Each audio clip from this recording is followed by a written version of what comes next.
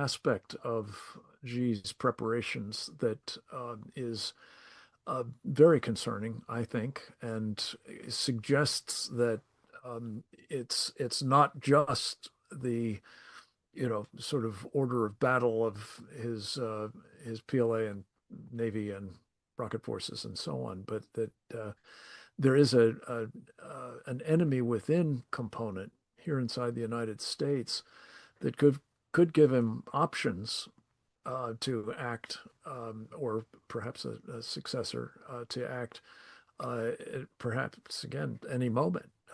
Could you comment on that particular piece and your thoughts more generally on where we stand with Xi and the prospects of conflict? Yeah, thank you, Frank. And I would associate my whatever I have to say here with everyone who's spoken before me. I thought the remarks were excellent. I think Captain Fennell and Grant Newsom both were right on point. Let me say, one man cannot control 1.4 billion people. The party itself is 90 million people, if that's to be believed. The Chinese Communist Party has proved to be an extremely resilient, effective organization, capable of controlling those 1.4 billion people. The immediate people around Xi Jinping, that'll be in the tens of people. But those beyond that are in the thousands, in the tens of thousands, and the hundreds of thousands. They've constructed an apparatus in communist China to have a first world military capable of doing everything, Jim has said, and Grant has said, and John Mills, as well as being able to go to the moon, as well as being able to engage in diplomacy worldwide in very effective ways. John Mills mentioned Wang Huning, who I think is the number 3 person in the Politburo. He's said to have rigged the election in South Korea, or presumably been the mastermind. Whether he was or not is kind of irrelevant. He oversees part of a political apparatus within the party that is able to use the Chinese intelligence services very effectively abroad. These people are all loyal to communist China. Xi Jinping is certainly the secretary of all that, and he is a very big part of that, but they're operating today, it seems to me, as like a well-oiled machine. And whether or not that well-oiled machine sometimes has, problems, they look to be pretty capable of fixing those problems. Mm-hmm. They have all the inefficiencies of a communist system and a closed society. But still, they've managed an amazing thing here. And Xi Jinping, say what you will, has kept all of that running pretty well. And has been pretty, everyone always talks about his health. They'll talk about his health. He'll come out the next day and he always looks pretty robust to me. And, he didn't go to the BRICS meeting, but he probably figured, why bother? I mean, the world's on fire. Why do I really need to go to the BRICS meeting? They're pretty much doing what I want, I'm pretty sure he thinks. Mm-hmm. But back to Wang Huning. Wang Huning is the guy who wrote the book America versus America, really studied the United States. And so he surrounds himself with really smart people, Xi Jinping does. And Wang understands the confrontations that we have here, and internal confrontations, with the various political groups. And I think Wang has been, pretty effective at guiding communist China and their intelligence service and their political apparatus against the United States. Joe Biden gets elected, it looks like, as I've always believed, with the help of the communist Chinese. Joe Biden opens up the border and imports into the country, President Trump says, 21 million people, a substantial portion of which are, Chinese nationals of military age. That could be anywhere from 100,000 to 200,000 men. And you get reports of these guys coming across the border, and, sometimes we think of Chinese folks as being kind of diminutive, but in fact, these are big guys. A lot of them look like special forces. And, you're 6 feet tall and pretty well put together, and there's thousands of you. Maybe you have a strategy, and maybe that strategy is to be everywhere you need to be to determine events to your liking. So whatever else is true of Xi Jinping, he's capable of organizing all that. And to keep the party together, the party could be evolving into an even more effective political structure. Now, that doesn't mean that, it's perfect. It's far from it. But they've adapted in some very remarkable ways. You look at the culture sometimes too in China. I was watching again the other day this Chinese movie called Born to Fly, and it was their response to our Top Gun movie with Tom Cruise. And it's Xi Jinping does not feature at all in it, but the Chinese people in the movie, it's the Chinese military, they're able to build a fifth generation fighter aircraft. They're able to challenge the Americans. The virtues that get expressed in the movie, this was a big movie in communist China, the virtues that are expressed are of the individual, I won't call them citizens, they're not citizens, they're subjects of the Chinese Communist Party, but the men in the military are extremely capable and extremely unified and extremely family-oriented in the movie. And they embrace the virtues that made America great, ironically, back in the 40s and 50s. And they're trying to take those and bring them to communist China and to embrace their communist ideals and build a China that is great and powerful and the dominant force on earth. And all I would say, just to conclude my remarks, is that we have to be ever vigilant against communist China, because we somehow got in our minds that the inherent defects of communism would eventually just bring down all communist regimes. And it turns out with communist China, they have found, and I believe could continue to find, ways of adapting. And only unless they're challenged by the United States and forced to, have to make certain kind of changes in how they operate, will they ever change, or will the party ever collapse? I don't mean to say that the party can't collapse. It's just that even if it does collapse, there'll be something replacing it that organizationally is very similar to what we have today. And it'll be a form of either military dictatorship or some other authoritarian regime that is capable of bringing together 1.4 billion people in a common cause. And that movie I was suggesting suggests that there is a common cause, which is to make communist China the most powerful nation on earth. So that whatever happens at the very top is not as consequential as the kind of developments and progress that Jim and Grant and John Mills were talking about. Brian, thank you. That's a very interesting perspective and data set. You have been one of the most, I think, insistent people in the sort of public policy arena about the vulnerabilities of our electric grid.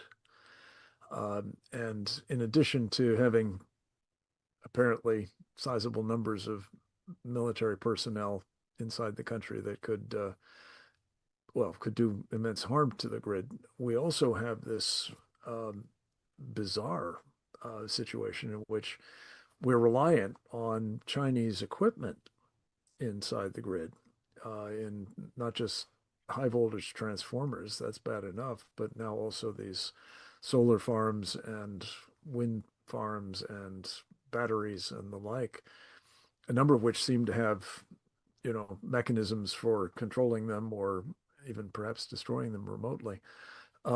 Could you comment on this piece of the preparation that Xi has made? Again, in this case, with our acquiescence, if not deliberate complicity, and how this would play into the kind of strategy that Xi or perhaps another bent on our destruction could exercise. Yeah, it's a great question. But of course, the penetration of the United States economically and the takeover of our electric grid and the manufacture of the large transformers and the computers that run all those things, that was decades in the making, of course. That preceded Xi Jinping. This is a long-term strategy of Communist China to intertwine itself economically with the United States and manufacture for us those critical components that we need for our survival. And it's been utterly suicidal on our part that we've let that happen. And the Communist Chinese know today that Donald Trump may be an America First president, but he may not last. They're pretty confident about their own system, which is, let me be clear, very defective, obviously. It's an evil system of government that exists in Communist China. And its evil is visited upon the people of Communist China to varying degrees of savagery every day. What they think is, we've got China under control. What does it take to control America? Well, let's manufacture all their goods. They seem kind of lazy anyway. So we'll be the manufacturer for them. And they don't want to build even the most sensitive components of their military system. So let's produce those for them too. Let's produce their medicines. Let's do all these things. The Chinese, you could say, if I'm being provocative, operate with a certain confidence that they know they've got this system wired on their behalf, and that Donald Trump is a bit of a phenomenon who's going to pass. He won't be here forever. And the trend in American politics is much more likely to go back to some kind of a globalist who is willing to let the Chinese still be the manufacturing platform for the United States, and will let the United States, as it were, engage in these foreign wars that sap them of their strength and don't allow them to turn their efforts, the way Karen was describing, on China itself. The thing that will be beneficial to the Chinese people, by the way, is a very strong United States, economically and militarily. That will give them hope. Nothing else will. To the extent that we allow our leaders in this country to continue the folly of not having a manufacturing base in the United States capable of providing absolutely mission-critical items for the United States, if we can't rectify that, the people of China will think we're fools. We're also going through this period in this country, of course, where we're going from, we were a republic, and then we became, in my judgment, a kind of empire that engaged in wars that were not designed for the immediate benefit of the American people, but for some global ambition that was very ill-defined. China and the rest of the world sees us as dangerous, right? Not under President Trump, maybe not even under George Bush, but under Barack Obama, Joe Biden, Bill Clinton, even the kind of things George Bush did, they serve the interest of other nations, not that of the United States. The problem is we lack clarity here at home about what's good for us. Islam is not a religion of peace. We're in the middle of the lights go out in my office, by the way, because Gavin Newsom here in the state has rules that if you don't move enough, every 20 minutes the lights go out. We're a country foolish with stupid laws like that, and with a stupid class of political leader that is not putting the interests of the United States first. If there is one thing, I'd want to impress upon folks, is that the Chinese understand us better than we understand ourselves. And we understand them very little. We Americans are living over here on this beautiful country of ours, completely devoid of what is going on in much of the world. We want to do things. We want to live our private lives. We live in a republic, we think. We want to elect people to go to Washington, represent us, and make sure we're defended. That today is not happening. And until we wake up the American people to this, that we need to manufacture things here in the United States, we still need today to have a first world and a first class military. For everybody who thinks we can defend the United States on the cheap, they're wrong. We can't. We can do it more efficiently, but we can't do it on the cheap. We've got to be the best in the world. Because if not, communist China or Russia, in concert together, using a variety of surrogates like Iran or North Korea or others, will try to take us down. And we're here on the eve of the 4th of July. People need to understand that this precious thing that we call American freedom is precious. And it's in the great history of the world, nations like ours don't survive. I believe if we can get the message that we've been talking about in this webinar and others out to enough people in this country, they'll understand this is a country that can rally and do all the right things. We can build things again. We could build new cities. We can have a prosperous and free country. But it requires common sense, making sure we get rid of all the illegal aliens that are here, and building the country economically and militarily to make sure that we remain free. That's the highest good, freedom. Amen. Brian, if I could just ask a quick round from all of you, as we're about out of time, on essentially what you've just discussed. Wrap us up. Yeah, look, I agree with everything that's just been said. We can turn on a dime. It will require President Trump, who is an amazing leader who can think about the common sense of this whole thing. It will require him having the will to push Congress and our military to invest the necessary money to build the things that Jim and Grant would tell us we need. If we did that at the pace we need to do it, we will, by definition, rebuild our industrial base. My own criticisms of our military-industrial complex is that it's not very industrious. If they were really that powerful, we wouldn't be in this pickle.